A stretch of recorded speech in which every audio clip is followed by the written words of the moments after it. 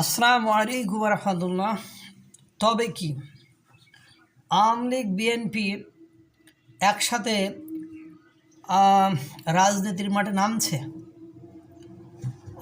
যদিও তারা একসাথে ঘোষণা দেয়নি, কিন্তু চারিদিকে বিভিন্ন বক্তাদের বক্তব্য এবং তাদের কর্মকাণ্ড, আলাপচারিতা, তাদের হুঁশিয়ারি, এগুলো দেখলে অনেকটা সেরকমই মনে হচ্ছে। যদিও তারা একসাথে কোনো কর্মসূচি ঘোষণা করেনি।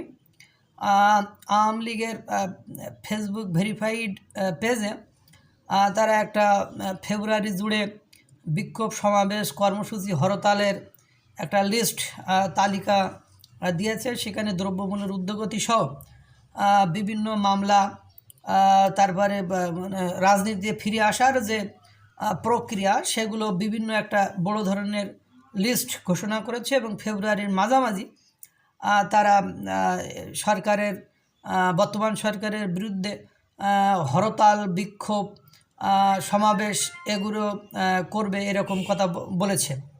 পাশাপাশি বিএনপিরও ফেব্রুয়ারির মাঝামাঝি থেকে বিভিন্ন সমাবেশ কর্মসূচি, হরতাল বা সরকারের বিভিন্ন বিষয় নিয়ে তারাও মাঠে নামার একটা প্রক্রিয়ার কথা বলেছে। এবং রিজভী সাহেব গতকালও বলেছে যে বিভিন্ন প্রশাসনে, বিশ্ববিদ্যালয়ের প্রশাসনে আপনার জামাতপন্থী কিনা বা একটা দলপন্থী কিনা, একটা দল বলতে ওটা জামাতপন্থী কিনা, যেমন বিশ্ববিদ্যালয়, ঢাকা বিশ্ববিদ্যালয়, চট্টগ্রাম, রাজশাহী বিশ্ববিদ্যালয়, বিভিন্ন বিশ্ববিদ্যালয়ে, তারপরে শিক্ষা মন্ত্রণালয়, উনি বলেছেন যে সেখানে দলীয়করণ করা হচ্ছে বা সেখানে একটা গ্রুপের লোক যাচ্ছে। তারপরে সারা বাংলাদেশে যে অরাজকতা চলছে, এই অরাজকতা সরকার নিয়ন্ত্রণ করতে পারছে না।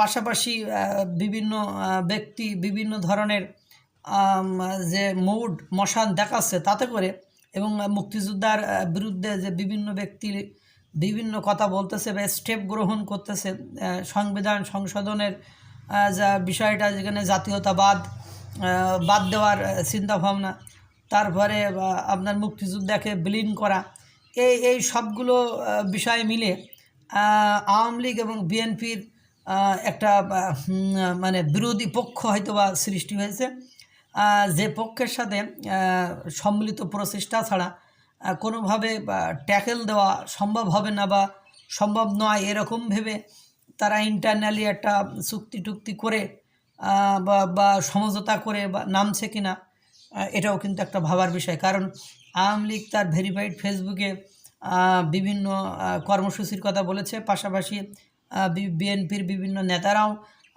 ফেব্রুয়ারির মাঝামাঝি থেকে আন্দোলন কর্মসূচি ঘোষণা করার কথা বলেছে। দেখা যাক সামনে কি হয়। আল্লাহ তাআলা সকলকে ভালো রাখুক, সুস্থ রাখুক। আসসালামু আলাইকুম ওয়া রাহমাতুল্লাহ।